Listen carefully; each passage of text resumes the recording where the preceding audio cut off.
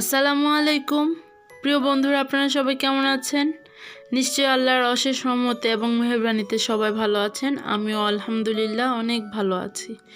তো আজকে আপনাদের সাথে শেয়ার করতে যাচ্ছি আমি মাটির হাঁড়িতে কিভাবে টক রান্না করলাম সেটা। আর আপনারা চাইলে সেম পদ্ধতিতে এভাবে রান্না করে খেতে পারেন, অসাধারণ একটা টক।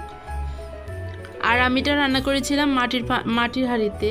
তো মাটির হাঁড়িটা আমি কিনে প্রথমে এটাতে ভালো করে সরিষার তেল মেখে রোদে দিয়েছিলাম। রোদ থেকে এনে তারপর আমি রান্নার জন্য চুলায় বসাইছি তেল দিয়ে, তখন এটা খুব ভালোভাবে পুড়ে নিয়েছি।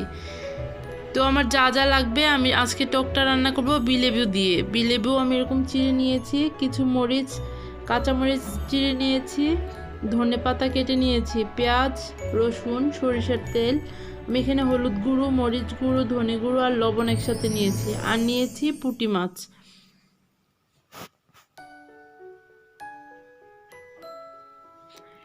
আর পুঁটি মাছগুলো খুব ভালোভাবে কেটে আমি নিজেই ক্লিন করে নিয়েছি।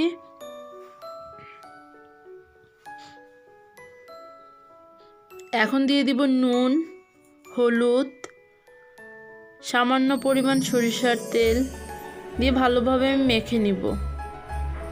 আর আমি যথাসম্ভব চেষ্টা করেছি এই টকটাতে অল্প তেল ইউজ করতে। এই টকটাতে যত কম তেল ইউজ করা হয় ততই টেস্টটা ভালো হয়।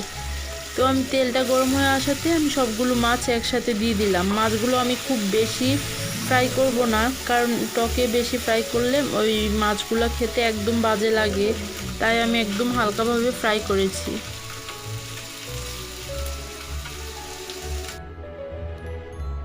তো আমি চুলায় একটা মাটির হাঁড়িটা বসিয়ে দিলাম।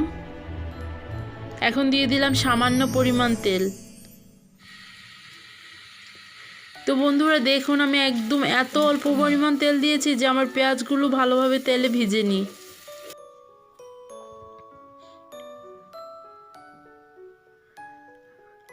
আর এখন দিয়ে দিব মশলাটা। এটাতে আছে হলুদ গুঁড়ো, মরিচ গুঁড়ো, ধনে গুঁড়ো, লবণ।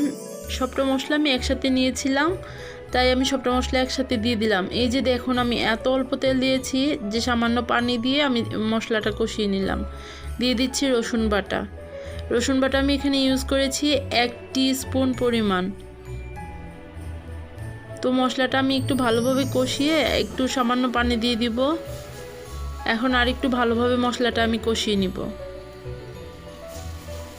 তো এখন আমি মশলাটা খুব ভালোভাবে কষিয়ে নিলাম। দিয়ে দিচ্ছি বিলেবুগুলো, আর এটা আমাদের গ্রামের ভাষায় বিলম্ব বলে। দিয়ে দিচ্ছি ঝোল পরিমাণ মতো বিলেবুগুলো কষিয়ে। আর এখন দিয়ে দিব মাছগুলো। তো আপনারা সেম পদ্ধতিটা ইউজ করে আপনারা এই টকটা রান্না করে খেতে পারেন, অনেক টেস্টি হয়েছিল। আর যাদের মুখে রুচি থাকে না, এই টকটা খেলে রুচি ফিরে আসে, আর অনেক মজা, ভিটামিন সি প্রচুর পরিমাণে। তো আমার টকটা বলক চলে আসছে। এখন দিয়ে দিব কাঁচামরিচ।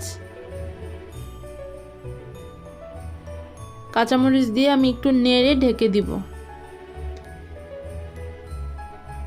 তো এটা আমার ভিডিওটা দেখে যারা টক খেতে পছন্দ করেন তারা অবশ্যই একবার হলেও ট্রাই করবেন, আর আমাকে কমেন্টের মাধ্যমে জানাবেন টকটা খেতে কেমন হয়েছিল। এত অসাধারণ টক আমি আমার জীবনে আমি কখনোই খাইনি। মাটির হাঁড়িতে রান্না করলে আসলেই আপনারা প্লিজ একটু ট্রাই করে দেখবেন মাটির হাঁড়ির রান্নাটা। তো চলুন আপনাদের সাথে একটু আমি বেড়ে দেখাচ্ছি তরকারিটা কেমন হয়েছে।